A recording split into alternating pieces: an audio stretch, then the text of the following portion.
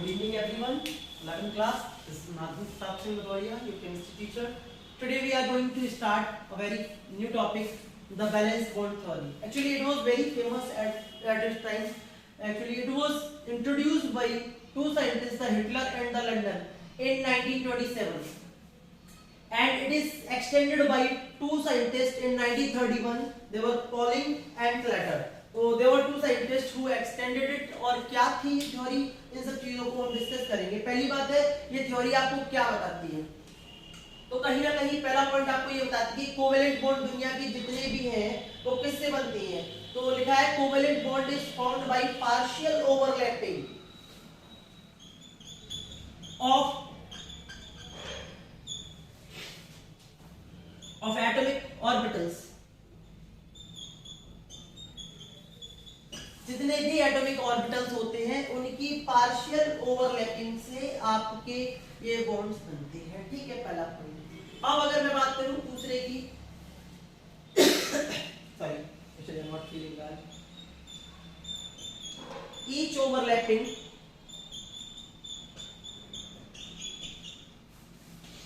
Overlapping orbital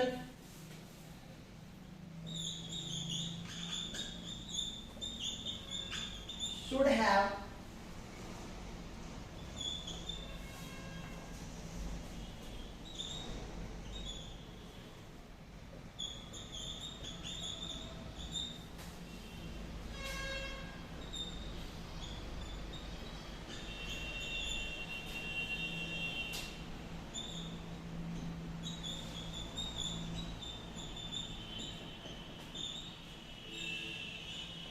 second point. So each overlapping orbital should have an unpaired electron.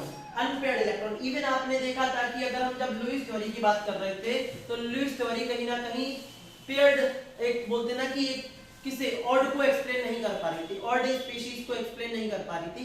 It was only explaining even जो भी even orbital species थी, even electron species थी, उनको ही explain कर पा रही थी. बट यहाँ पर क्या है, एक एम्पेयर्ड भी होना चाहिए इलेक्ट्रॉन. और कैसा होना चाहिए? अपोजिट स्पिन का होना चाहिए, सेम स्पिन नहीं होना चाहिए. आपको पता है, आपने फोर्थ क्वांटम नंबर पढ़ा होगा. तो फोर्थ क्वांटम नंबर बताता है कि इलेक्ट्रॉन की स्पिन के बारे में आपको जानकारी देता है. क्या देता है? इलेक्ट्रॉन की स्पिन के बारे में जानकारी देता है. तो फोर्थ क्वांटम नंबर आपका ये स्पिन कैसी होनी चाहिए? अपोजिटली स्पिन होनी चाहिए. थर्ड पॉइंट की अगर हम बात करें तो third point is very important. The covalent bonds are. तो कोवेलेंट बॉन्ड कितने टाइप के होते हैं? बॉन्ड्स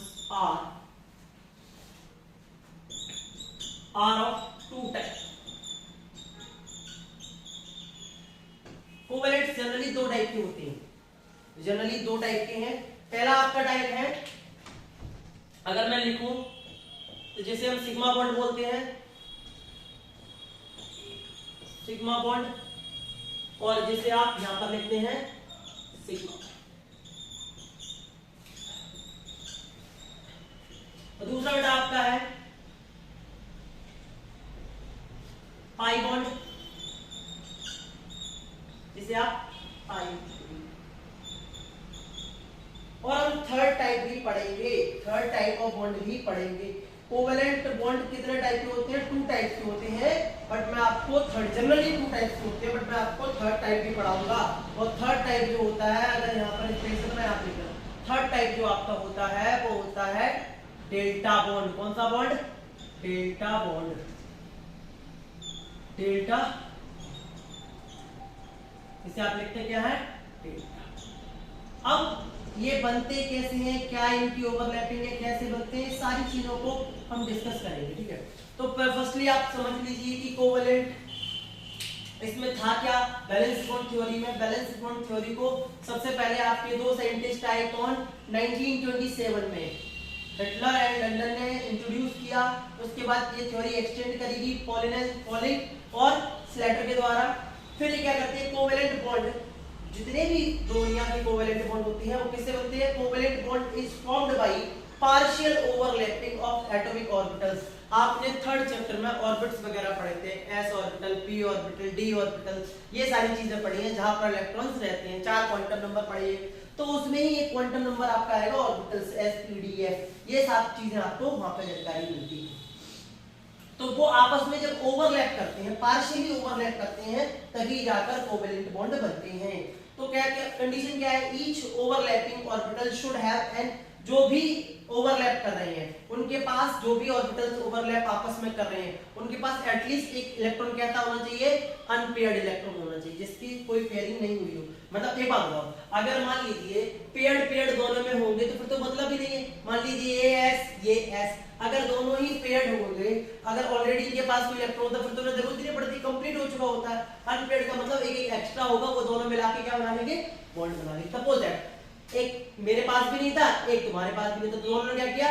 दोनों का ये वाला ऑर्बिटल क्या था? अनपेयर्ड था, अनपेयर्ड इलेक्ट्रॉन थे यहाँ पर, दोनों ने क्या कर लिया? दोनों को पेयर बना लिया, कंप्लीट बॉन्ड बना दिया इस तरीके से। तो कोवेलेंट बॉन्ड होते कितने टाइप के? Sigma bond, that is first bond है हमारा, दूसरा बॉन्ड है पाई बॉन्ड, और जनरली 2 टाइप्स की होती है।